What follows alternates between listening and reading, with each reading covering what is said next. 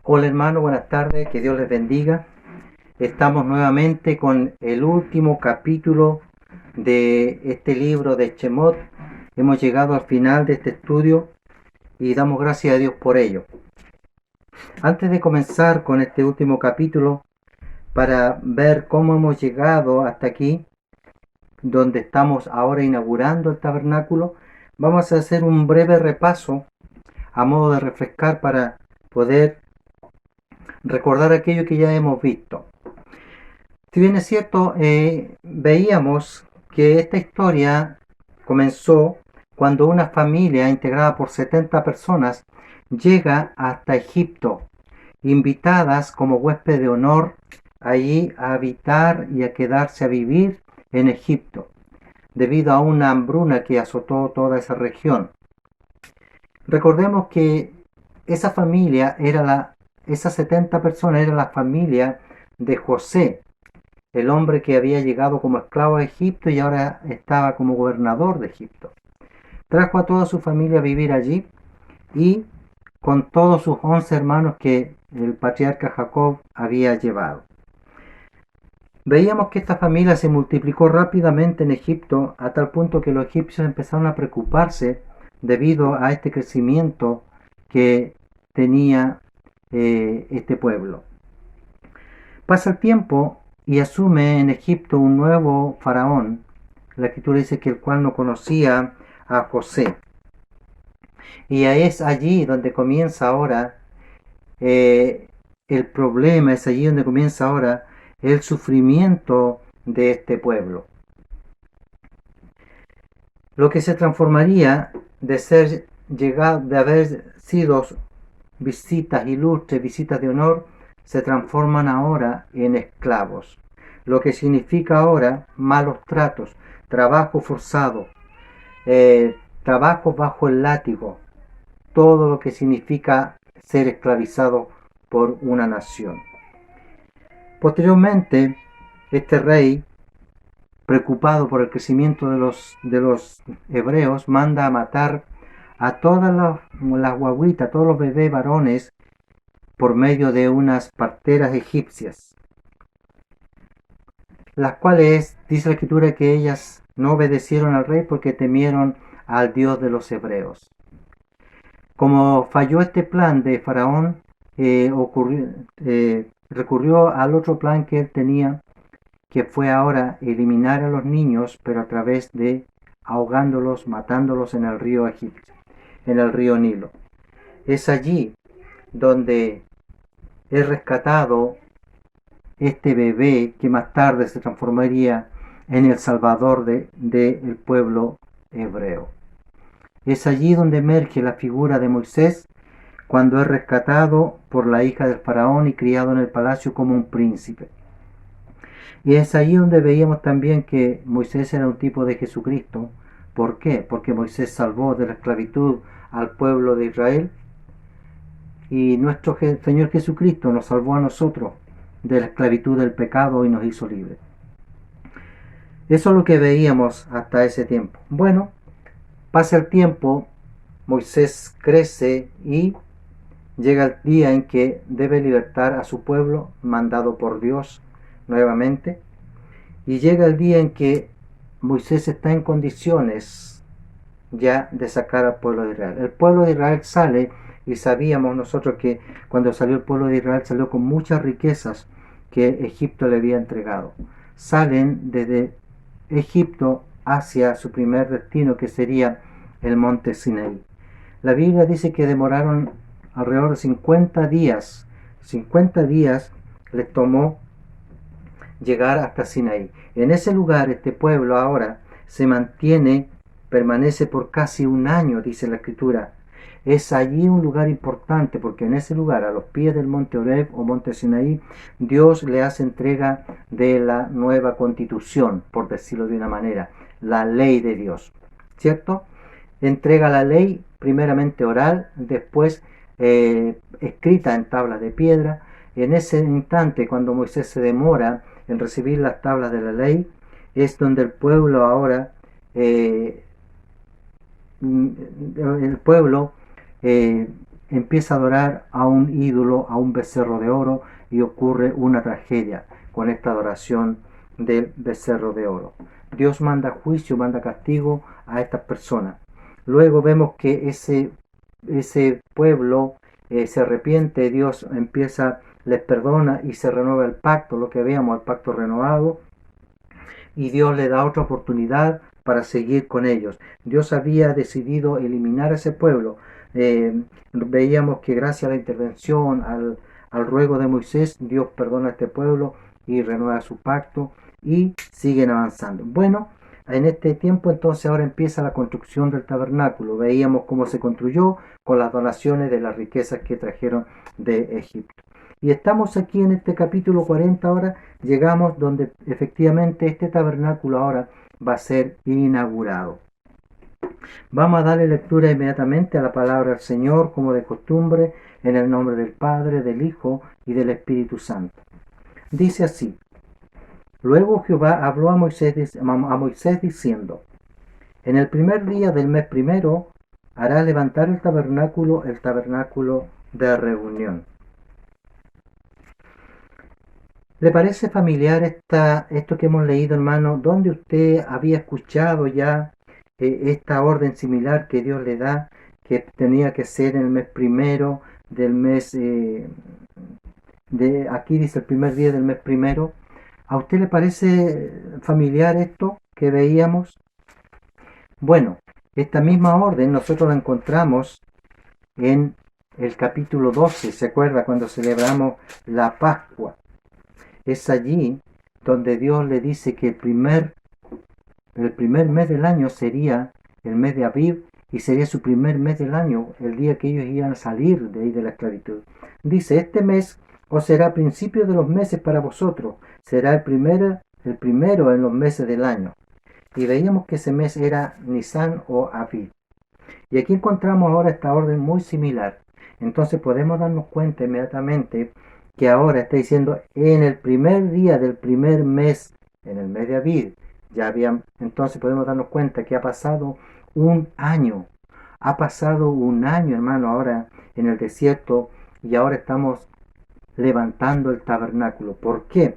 Porque el versículo 17 dice: Así, en el primer día, primero del primer mes, en el segundo año, el tabernáculo fue erigido. Ya ha pasado un año y estamos ahora inaugurando este tabernáculo. Qué maravilloso es cómo ha pasado un año, cómo Dios ha sustentado a este pueblo durante este tiempo, a una multitud, a miles, hermano, son a miles. ¿No le parece maravilloso ahora pensar cómo esta multitud pudo sobrevivir, pudo subsistir en un lugar, hermano, en un lugar donde las temperaturas llegan a más de 45 grados durante el día y por la noche baja a menos de 0? Un lugar donde no hay vegetación, un lugar donde no hay alimento, un lugar donde no hay agua, un lugar donde no hay nada. Allí ahora el pueblo estaba sustentado por Dios. Qué maravilloso el poder de Dios. Una persona común y corriente en el desierto quizás viviría 3 días lo más o 2 días. Ese calor abrasador lo consume inmediatamente, lo deja totalmente deshidratada a la persona. Pero Dios los alimentó, Dios les dio agua, Dios les daba sombra, Dios le daba todo en pleno desierto a esta multitud. Qué maravilloso, hermano, poder entender. Y aquí estaban ahora, en el primer día del primer mes, ahora levantando el tabernáculo. Y ahora vemos entonces, versículo 3, que ahora comenzamos a colocar todo el mobiliario del tabernáculo en orden, dentro del tabernáculo, empezando a ordenar ya el tabernáculo para inaugurarlo.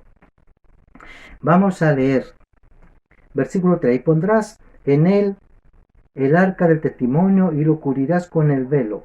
Meterás la mesa y la pondrás en orden. Meterás también el candelero y le encenderás sus lámparas. Y pondrás el altar de oro para el incienso delante del arca del testimonio. Y pondrás la cortina delante de la entrada del tabernáculo. También pondrás el altar de holocausto delante de la entrada del tabernáculo de reunión. Luego pondrás la fuente entre el tabernáculo de reunión y el altar, y pondrás agua en ella. Finalmente pondrás el atrio alrededor y la cortina a la entrada del atrio. Y tomarás el aceite de la unción y ungirás el tabernáculo y todo lo que está en él, y lo santificarás con todos sus utensilios, y será santo. Ungirás también el altar del holocausto y todos sus utensilios, y santificarás el altar, y será un altar santísimo. Asimismo, ungirás la fuente y su base, y la santificarás. Ahora, hermano, podemos ver nuevamente que aquí está el orden de Dios en el tabernáculo. ¿Por qué? Porque podemos ver que este orden comienza Dios a instalar los elementos, comienza a armar el tabernáculo desde adentro hacia afuera. Ese es el orden que hemos podido ver aquí. El orden de Dios desde adentro hacia afuera, tal como ocurrió en usted y en mí, cuando Dios vino a hacer morada en usted. ¿Por dónde? ¿Por dónde comenzó la obra, Señor? ¿Qué parte empezó primero a cambiar Dios? ¿Sabe, hermano? Es maravilloso entender que cuando Dios viene al ser humano, lo primero que cambia es el corazón de la persona. Qué importante es esto, porque cuando Dios cambia tu corazón, cambia tu forma de pensar, y ese cambio va saliendo al exterior. Ese cambio se traduce en no mentir, en no decir groserías, en no dar falso testimonio, en no quizás tomar lo ajeno. El cambio primero debe producirse en el corazón de la persona. Escuchaba días atrás a un hermano decir que los cristianos deben estar metidos en la política porque es allí donde van a cambiar las cosas si están los cristianos allí. Es allí donde se le va a dar la palabra de Dios y se va a respetar las leyes de Dios. Eso es imposible, hermano, si Dios no cambia el corazón de los gobernadores. Lo primero que Dios tiene que cambiar para que cambie la sociedad es el corazón. Y si Dios no cambia el corazón, todo sigue igual. Todo va a seguir igual. Eso es lo que debemos entender, que Dios cambia el corazón de la persona. Y si ese cambio no se produce en el corazón de nuestro gobernante, no espere cambios mejores. Esa es una realidad, esa es una verdad. Versículo 12. Vamos a seguir leyendo.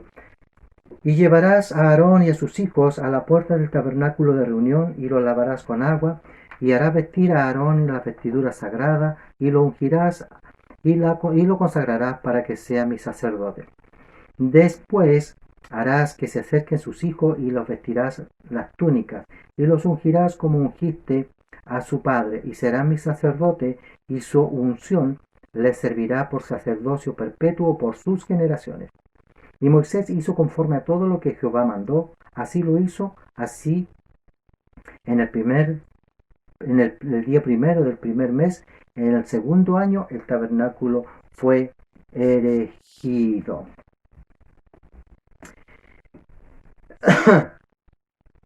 Hermano, aquí entonces podemos ver ahora, nuevamente estaba todo listo, estaba todo ya ordenado, pero ahora faltaba la consagración de los sacerdotes, faltaba investir a los sacerdotes para que pudieran ministrar, para que ahora ellos con autoridad de Dios pudieran ministrar y pudieran servir en el tabernáculo. Entonces también veíamos toda la vestidura del sacerdote, lo hermoso que era, sus colores, las piedras que usaba, todo lo que simbolizaba eso, lo veíamos y veíamos aquí ahora que todos estos elementos ya están y ahora están los sacerdotes consagrados, están vestidos, está tomando forma esto para la inauguración de este tabernáculo. Qué hermoso es. Vamos a seguir leyendo versículo 18. Moisés hizo levantar el tabernáculo y asentó sus basas y colocó sus tablas y puso sus barras e hizo alzar sus columnas. Levantó la tienda sobre el tabernáculo y puso la sobrecubierta encima del mismo, como Jehová había mandado a Moisés. Aquí vemos, hermano, que se repiten todas estas instrucciones de cómo debe ir montada cada pieza, cómo debe estar cada pieza en su lugar, cómo debe ser atada, lo que veíamos en la clase anterior, cómo Dios puso todo en orden para levantar el tabernáculo, algo que repite continuamente y se repite todo esta forma de levantar el tabernáculo. Pero también hay una cosa que se repite, hay una palabra que se repite en casi todos los versículos que siguen hasta el 31. La palabra que se repite, hermano, y se repite 7 veces, es la palabra como Jehová había mandado. Esta palabra se repite 7 veces se repite. ¿Por qué será que se repite 7 veces esta palabra? ¿Qué nos querrá decir Dios con repetirnos 7 veces lo mismo, hermano? ¿Sabe? La conclusión que yo sacaba es que simplemente esta palabra se repite primero porque nosotros somos personas, somos seres olvidadizos. Somos olvidadizos, nos olvidamos rápidamente y somos llevados a nuestra idea, a hacer las cosas a nuestra manera. Y Dios está repitiendo 7 veces aquí, como Jehová mandó.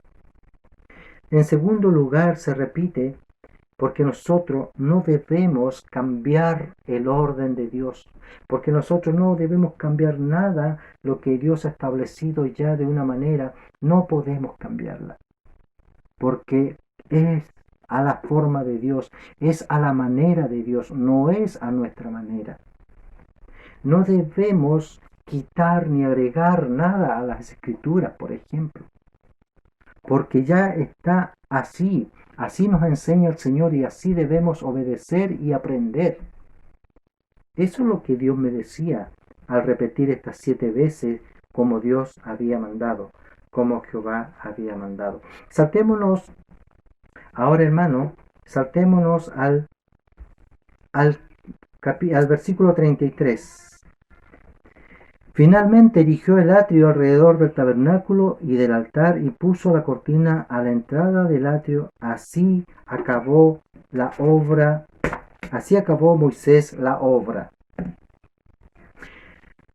Aquí, hermano, ahora yo me imagino a Moisés, me imagino yo, hermano, cómo después de Moisés haber inspeccionado la obra, de haber visto que todo estaba terminado, de haber visto todo en su lugar y todo estaba como Jehová había mandado. Me imagino la alegría y la satisfacción que sentía Moisés de haber concluido esta obra que Dios le había encomendado. Estos planos que Dios le había entregado ahí en el monte Sinaí, ahora llevado a efecto y tal como Dios había mandado. Qué alegría de Moisés, me imagino. Moisés diría, wow, terminamos la obra que Dios nos ha mandado y está como Él ha dicho, con las dimensiones, con la forma y como Dios ha ordenado. Me imagino yo esa alegría de Moisés porque Moisés amaba al Señor, amaba a Dios de todo corazón. Entonces, es maravilloso ver cómo esta obra está ahora terminada. Pero sabe, hermano, siempre hay un pero. A pesar de que esto está terminado, faltaba lo más importante. Lo más importante estaba faltando ahora. Usted dirá, ¿qué es eso lo que faltaba? Si el tabernáculo estaba listo, estaba todo en su lugar. Moisés da por concluida la obra. ¿Sabe lo que más? ¿Sabe lo que hacía único y especial a esta obra, a este tabernáculo? Era la presencia de Dios. Y esa era la que estaba faltando solamente ahora en el tabernáculo. La presencia de Dios. Lo que hacía único, lo que hacía especial a este tabernáculo es la presencia de Dios, hermano. Y vamos a ver esta presencia de Dios ahora en el tabernáculo. Versículo 34. Entonces una nube cubrió el tabernáculo de reunión y la gloria de Jehová llenó el tabernáculo. Y no podía Moisés entrar en el tabernáculo de reunión porque la nube estaba sobre él y la gloria de Jehová lo llenaba.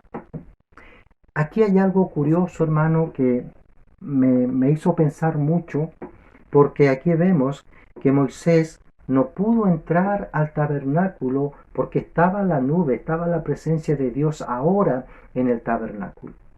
Pero veíamos anteriormente que Moisés no tenía ningún problema en subir al monte donde estaba la nube, donde estaba la presencia de Dios, y ahí se metía Moisés y hablaba con el Señor. No tenía problema en ese lugar del monte Sinaí, porque ahí estaba la presencia de Dios y Moisés subía al monte. Y esta presencia era tan sagrada, se recuerda usted, una presencia tan sagrada que nadie más podía acercarse ni siquiera al monte. Solamente Moisés entraba en esa nube a conversar con Dios. Pero aquí en este momento, aquí vemos que ahora no puede entrar. Me pregunté muchas veces por qué aquí Moisés no puede entrar, hermano. La única respuesta que me atrevo a decir, quizás no sea esa, pero es porque a lo mejor el monte donde estaba la presencia de Dios anteriormente era un lugar que Dios no había mandado a construir. Pero este lugar era un lugar que Dios había mandado a construir. Era su casa, era su morada. Puede ser esa una explicación, no sé, hermano. Pero vemos que aquí Moisés no pudo entrar al tabernáculo. Sigamos leyendo. El 36. Y cuando la nube se alzaba del tabernáculo, los hijos de Israel se movían en toda su jornada. Pero si la nube no se alzaba, no se movían hasta el día que ella se alzaba.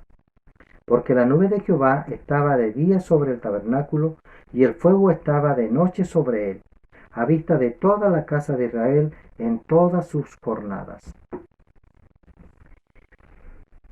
Aquí está hablando, hermano, de la presencia de Dios ahora sobre el tabernáculo. Y quiero finalizar hablando de la importancia de la presencia de Dios. Qué importante es esta presencia de Dios. Hermano, el lugar donde está la presencia de Dios deja de ser un lugar común y corriente o común y silvestre. Recordemos que cuando la presencia de Dios se posaba sobre el monte Sinaí, todo ese lugar, la gente ni siquiera podía acercarse porque moría por la santidad de Dios. Cuando Dios se le presentó a Moisés en la zarza ardiendo, le dice: quita tu calzado porque el lugar que tú estás pisando es santo. Entonces, el lugar donde está la presencia de Dios no es cualquier lugar, pasa a ser un lugar santo. Pasa a ser un lugar santo.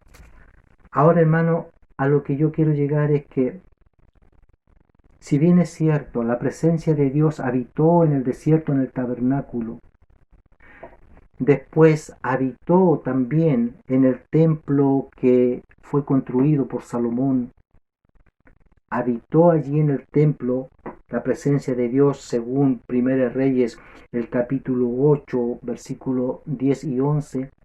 La presencia también estuvo en el templo. Pero todo eso, hermano, eso no va a volver a ocurrir. Eso ya pasó. Eso ya fue. No va a volver a ocurrir. ¿Sabe por qué digo esto? Porque algunos predicadores están muy preocupados en el cumplimiento de las profecías. Y ellos dicen que cuando se construya el templo nuevamente en Jerusalén, es allí donde está el cumplimiento de todas las profecías y Cristo viene. ¿Sabe? Ahora, para nosotros como cristianos, en este tiempo, si se construyera el templo, para nosotros, hermano, como cristianos, eso no tiene ninguna relevancia. Sería solamente un lugar más de adoración, quizás de idolatría. Eso sería si se volviera a construir el templo. Y se está haciendo planes para construir el templo. Usted sabe, hermano, que en los tiempos antiguos se sacrificaban animales, una raza de animal vacuno, una raza que se había extinguido.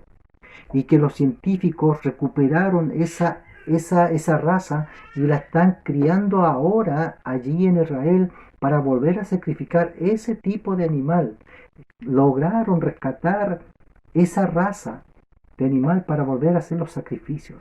Y lo están, en este momento, se están criando animales de ese tipo en Israel para cuando se construye el templo. ¿Sabe, hermano? ¿Por qué le digo esto que no tendría ninguna importancia ahora para nosotros? ¿Sabe por qué? Porque a través de lo que hemos estudiado, cuando Cristo vino a este mundo, Él vino a cambiar todo este sistema antiguo de adoración. Vino a cambiarlo todo, hermano. ¿Ya? Y nosotros encontramos que en el Juan, en el capítulo 1 y el capítulo 2, vemos que ahora Dios viene y se hace carne y habita en nosotros. Dios vino a este mundo a hacerse carne y habitó entre nosotros. Lo que dice el libro de Juan, el Verbo se hizo carne y habitó entre nosotros y vimos su gloria como la del unigénito del Padre. Entonces, esto tenemos que entender, hermano, que ahora, cuando Cristo mismo, en estos capítulos, está con los fariseos y Él les dice, destruid este templo y en 3 días lo volveré a levantar. Y la escritura dice que los apóstoles recién comprendieron cuando Jesús resucitó, que Jesús estaba hablando de su templo, de su persona. Por eso, destruid este templo y lo volveré a levantar en 3 días. Entonces, ahora el templo, la presencia de Dios, es Jesucristo mismo. Él es nuestro templo, de modo que la presencia de Dios ya no está en el tabernáculo ni está en el templo, porque ahora es Cristo el único templo por el cual nosotros ahora podemos gozar de la presencia de Dios. Cristo es el único templo por el cual nosotros podemos gozar de la presencia de Dios y podemos tener entrada a la presencia de Dios, como dice la Escritura. Por eso, hermano, ese templo que se construiría no tendría ya valor, Dios no estaría ahí, porque ahora Cristo, nuestro templo, y día la presencia de Dios ahora habita en este templo, en este tabernáculo. Es allí donde está la presencia de Dios. Por eso debemos entender ahora la importancia de la presencia de Dios. Hermano, no podemos terminar el estudio de este libro sin haber entendido qué es la presencia de Dios para nosotros hoy en día y cuál es la importancia de la presencia de Dios.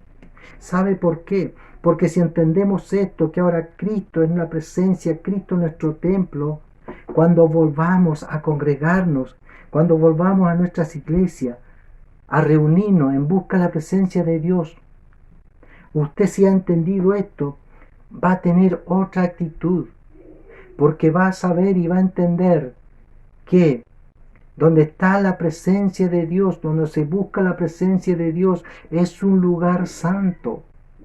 Es un lugar santo porque nuestro Dios es santo y eso hace que ese lugar pase a ser santo. Y no olvidemos que donde está el pueblo congregado, allí es donde Dios anhela habitar en medio de su pueblo, donde quiere estar la presencia de Dios en medio de su pueblo. Entonces nuestra actitud va a ser muy distinta, porque va a ser un día de gozo, de alegría, de gratitud, porque allí está el Señor, porque es allí donde está la presencia de Dios, es porque allí donde nosotros ahora vamos a ir a buscar la presencia de Dios. Eso es lo que nosotros debemos entender cuando vamos a nuestras congregaciones, a nuestra iglesia, a buscar la presencia de Dios. Vamos a adorar a un Dios santo, donde que si Él desciende muchas veces el Espíritu Santo no puede obrar, porque no están las condiciones dadas para que la presencia de Dios descienda, porque no hemos entendido y no hemos guardado en nuestro corazón esa reverencia y esa actitud que deberíamos tener ante la presencia de Dios. ¿Me entiende, hermano? Por eso quise hablar de la presencia de Dios, la importancia de la presencia de Dios, que es lo más importante aquí en este capítulo. Con esto concluye lo que faltaba, la presencia de Dios, para que sea realmente importante el tabernáculo. Porque el tabernáculo y el templo fueron importantes mientras estuvo la presencia de Dios allí. Y cuando nosotros, como le digo, vamos a nuestra iglesia a buscar la presencia de Dios en ese lugar, sepa usted con la actitud y con el corazón que ahora debe ir. Porque eso es lo que hace importante ese lugar. Eso es lo que hace importante al templo. Un templo que se construyó y se consagró para estar en la presencia de Dios. Qué importante, hermano, poder entender esto. Que no hayamos terminado este estudio sin haber aprendido algo que nos va a servir en nuestro caminar cristiano. Este libro, doy gracias a Dios porque ha sido maravilloso. Este libro, hermano, a mí me fue de mucha bendición. Y le doy gracias a Dios. Gracias a Dios porque pude entender y comprender muchas cosas que me faltaban. Toda la honra, toda la gloria sea para mi Dios. Gracias a Dios, hermano. Así estamos concluyendo este hermoso libro, finalizando este estudio. El próximo martes tendremos un resumen junto a nuestro pastor y daremos por concluido el estudio de este año de este hermoso libro. Así que, hermanos, que Dios les bendiga mucho. Un abrazo. Les amo en el Señor. Bendiciones a todos ustedes, mis hermanos.